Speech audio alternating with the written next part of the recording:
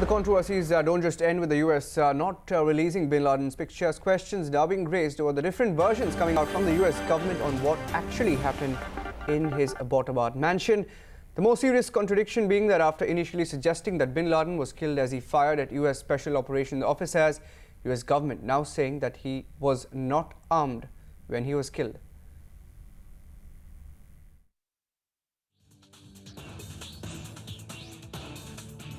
The concern was that bin Laden would oppose any type of capture operation. Indeed, he did. It was a firefight. He therefore was killed in that firefight, and that's when the remains were removed. The president put a premium on making sure that our personnel were protected, and we were not going to give bin Laden or any of his cohorts the opportunity to carry out lethal fire on our forces. He was engaged, and he was killed in the process. On the first floor of bin Laden's building, 2 al-Qaeda couriers were killed, along with a woman who was killed in crossfire. Bin Laden and his family were found on the 2nd and 3rd floor of the building. There was concern that bin Laden would oppose the capture operation, and indeed he did resist.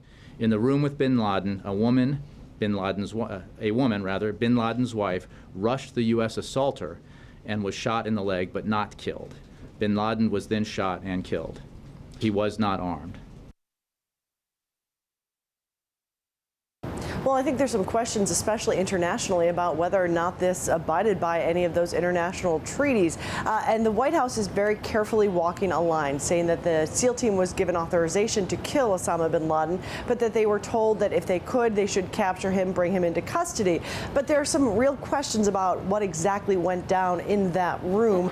After all, they're saying that if he had come up, when he met the SEAL team, if he had surrendered, put up his hands, they would have taken him into custody. But in that same interview, Leon Panetta, the CIA director, was asked, so what did he say to the SEAL team? And he admitted he didn't have time to say anything before the shots rang out. And the other thing that the White House has put out there is that Osama bin Laden was not armed. They originally said he was engaged in a firefight, that he was holding a weapon.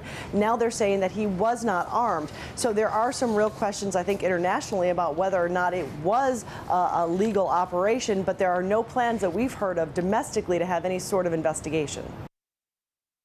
The operation in which Osama bin Laden was killed was lawful. He was the head of al-Qaeda, an organization that had conducted the attacks of September the 11th. He admitted his involvement. As you indicate, he said he would not be taken alive. The operation against bin Laden was justified as an act of national self-defense.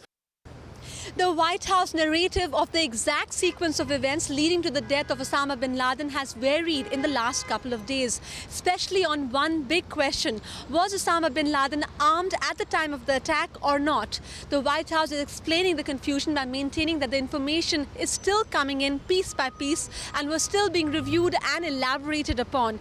Clearly, in the haste to get out the details of the operation, the White House appears to have been caught in the fog of war.